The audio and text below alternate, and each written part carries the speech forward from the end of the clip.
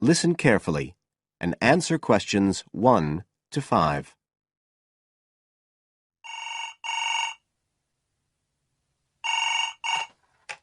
Hello? Oh, hello. I'm ringing about the advertisement in yesterday's newspaper. The one for the bookcases. Can you tell me if they're still available? We've sold one, but we still have two available. Right. Can you tell me a bit about them? Sure. What do you want to know? Well, I'm looking for something to fit in my study. Well, I'm not too worried about the height, but the width's quite important. Can you tell me how wide each of them is? They're both exactly the same size. Let me see, I've got the details written down somewhere.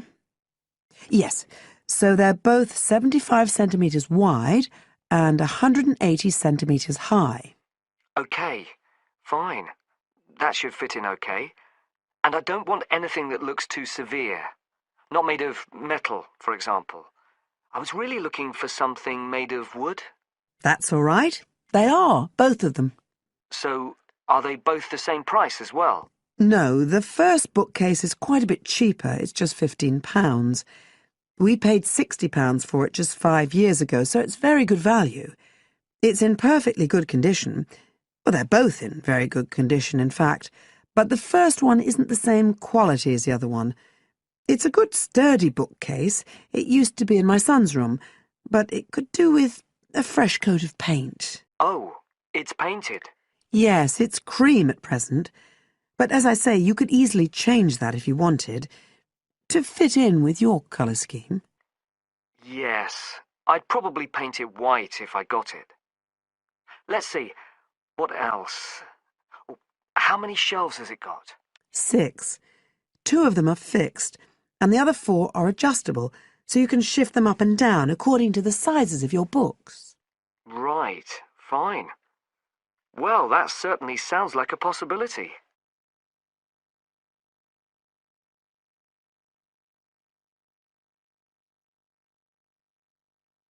Now listen and answer questions 6 to 10.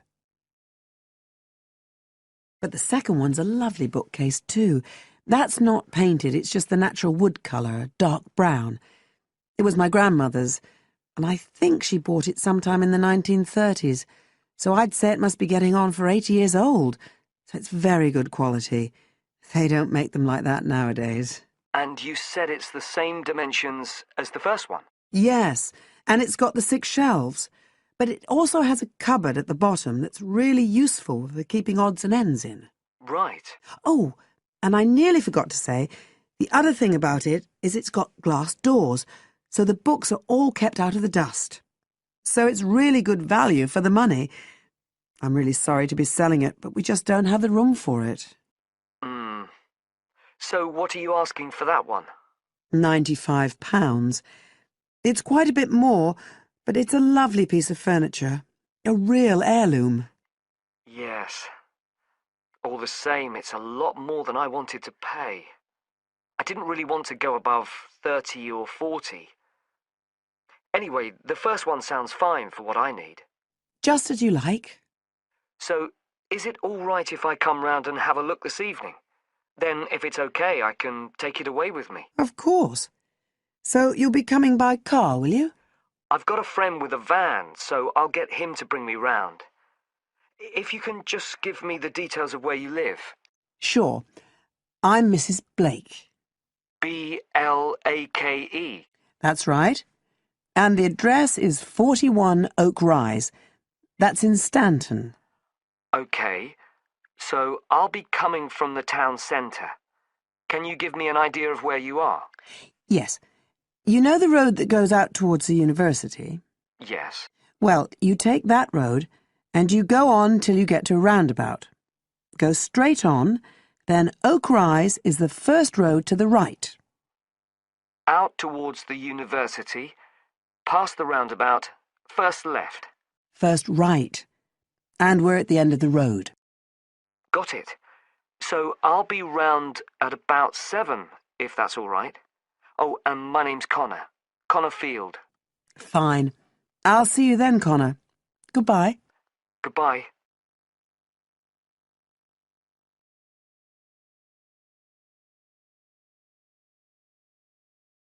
Now, listen carefully and answer questions 11 to 17. Hi everyone and welcome to Sydney Airport. Today I'll be giving you the inside information on the day-to-day operations of the Australian quarantine service here. We hope to provide you with a better understanding of why such heavy security regulations are necessary by educating you on how we operate and why we do the things we do. We're not here to try to persuade you to fly through Sydney Airport, though we hope you'll find your experience relatively stress-free and comfortable. First things first, our personnel. Can anyone guess how many people work at Sydney Airport? We have 200 alone working in Terminal 2. So can you guess how many in the whole airport? I heard someone say 360. That's getting closer. What? Did someone say 2,000? That's way too high.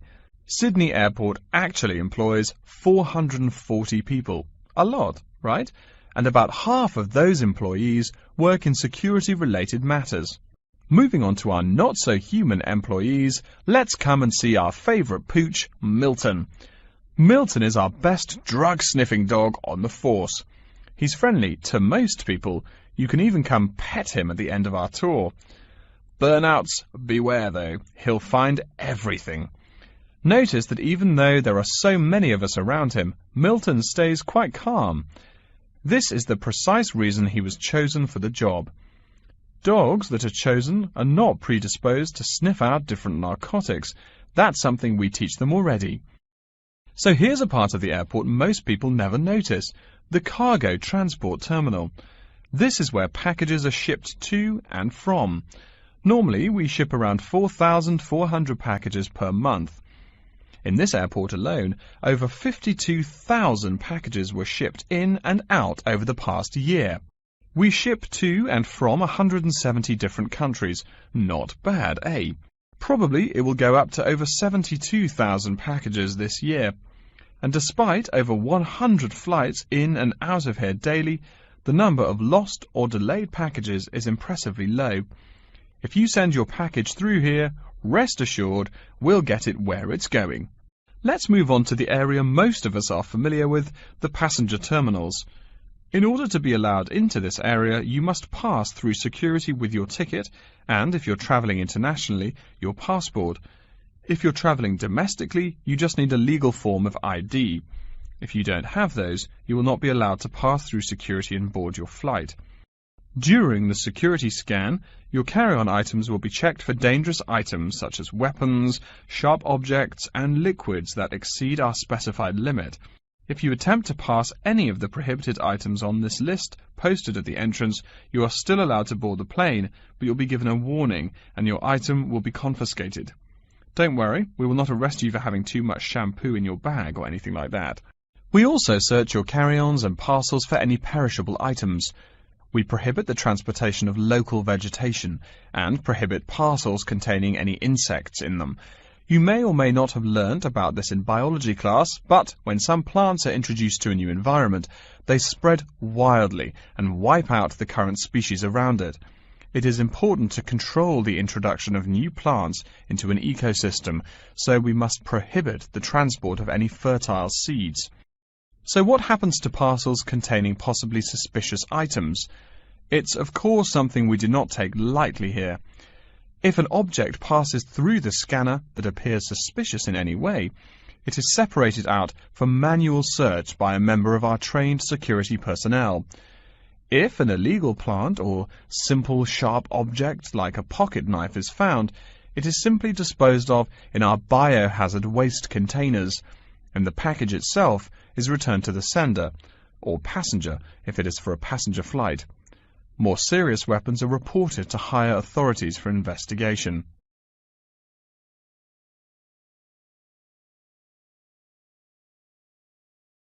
Now listen and answer questions 18 to 20. As far as parcel security, the material of the parcel is important. For shipped goods, the most common material used and the most widely accepted is paper.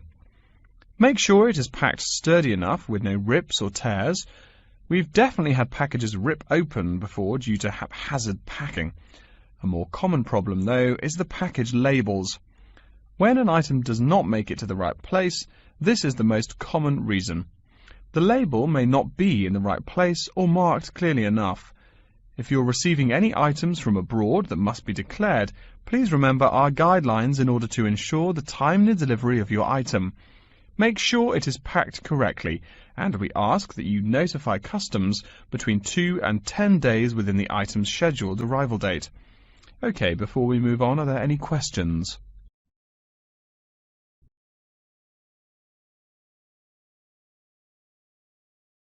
Now listen carefully and answer questions 21 to 25.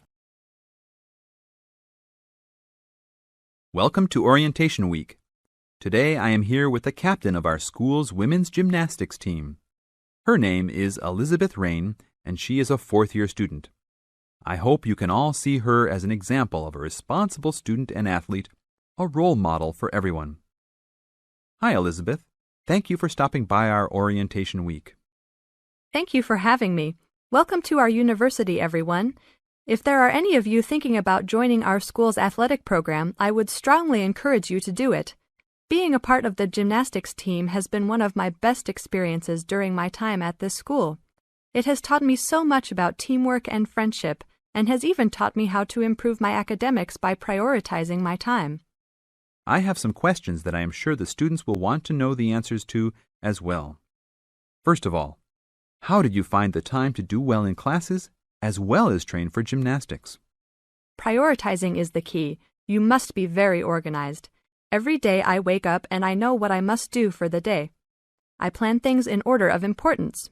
For example, if today I have a competition for gymnastics in the afternoon, then I know I have to finish my homework and studying in the morning. In other words, keeping an organized schedule of your priorities is very important. Can you explain to the students a little bit about your study habits? Well, I usually try to take classes that I'm interested in. This way, I have no excuse not to study because I chose the classes out of my own preference. I separate my study time by class. For example, if I have 5 classes for this semester, I will study for 1 class a day from Monday through Friday, and then review for all of them on the weekend. I won't try and study for all 5 of my classes at one time. It is too hard to do that, to remember everything and not feel like you are going crazy. It is very important to focus the time that you set aside for studying. I do not study with the television on. I try to keep away from all distractions, because I find that I learn better that way. But of course, how each individual will study depends on each person.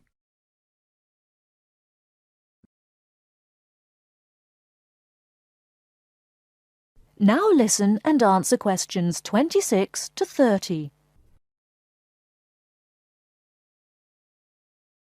That sounds like good advice. Let's talk a little bit about your gymnastics career.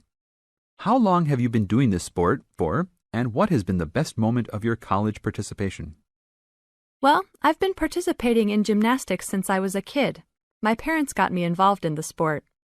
The best moment. I would have to say that there is not one single instance that stands out in my mind as the best moment, but more of a whole experience. My first year in university was definitely one of the best years of my life.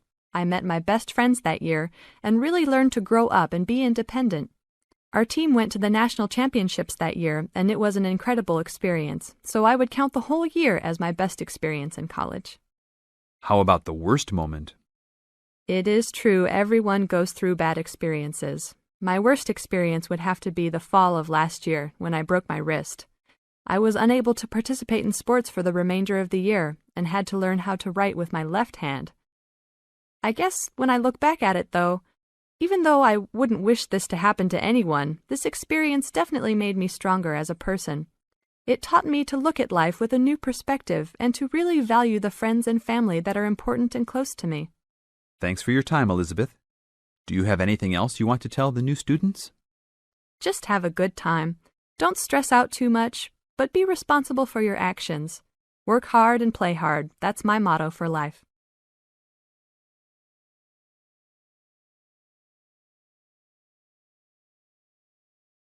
Now listen carefully and answer questions 31 to 40. Good morning. Today we will continue our study of Crocodylus niloticus by talking about its living habits. We've already discussed the evolutionary attributes that set it apart from its crocodile relatives. Does everyone remember that? Yes, it has an extremely narrow snout and 3 or 4 rows of protective scales on its back, as compared to 2 rows on other members of the Crocodylus genus.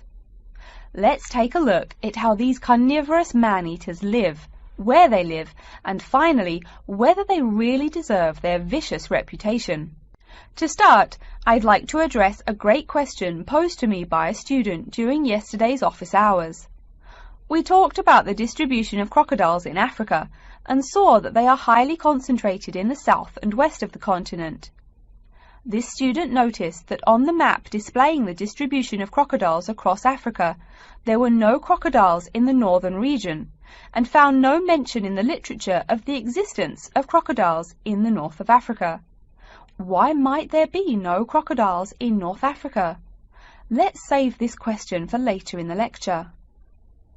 To find out more about the social habits of the African crocodile, one researcher named Tara Shine of the University of Ulster in Northern Ireland conducted a survey of the wetlands in Mauritania and received reports of 46 crocodiles living in one group, or float as we say when referring to crocodiles, though the usual number is a little less than half of that. In general, crocodiles are more highly concentrated in wet subtropical environments, near bodies of water and rich vegetation. While South American crocodiles thrive in cool rainforests, the African crocodile is more equipped for heat. Though they can survive at the hot temperatures found in some deserts, they are not equipped to handle dry climates, and thus cannot survive in places like the Sahara Desert of North Africa.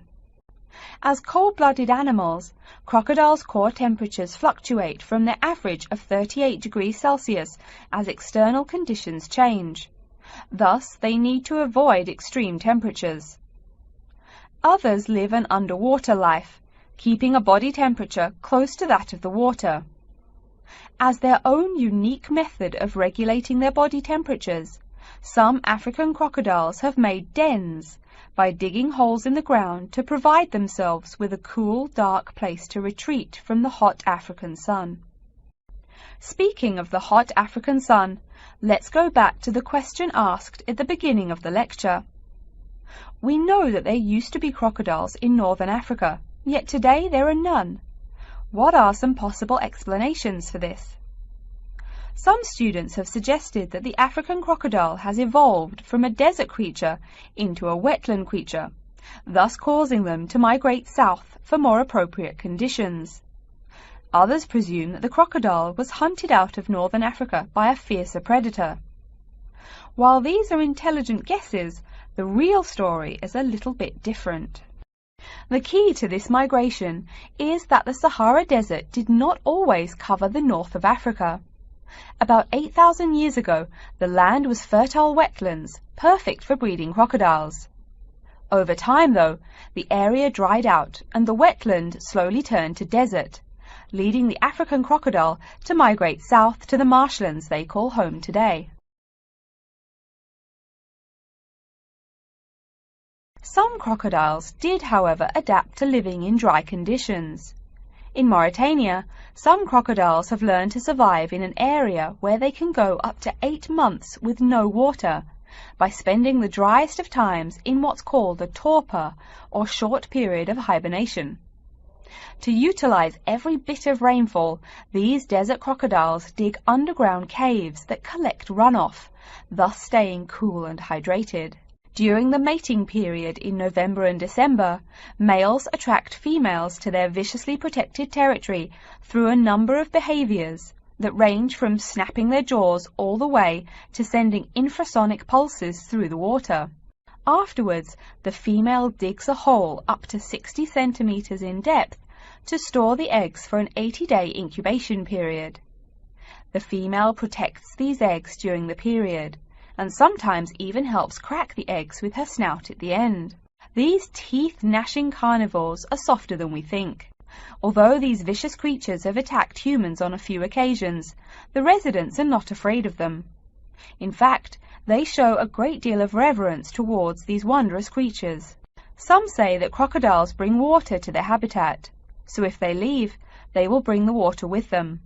Obviously, this is not true, but it demonstrates the admiration the inhabiting people have for crocodiles. Generally, crocodiles do not predate on humans. They attack when humans populate the crocodile's habitat, instilling fear and uneasiness in the crocs. Like any other species, crocodiles are known to attack when feeling fear. There's still a lot more to be discovered about the African crocodile. Researchers want to know more about the population size, how many crocodiles inhabit Africa in all, how they form separate floats, etc. There is still also much to learn about migration patterns and relations to other populations of crocodiles now found in other parts of the world. Next time, we'll examine a few specific case studies of crocodile populations in southern Africa.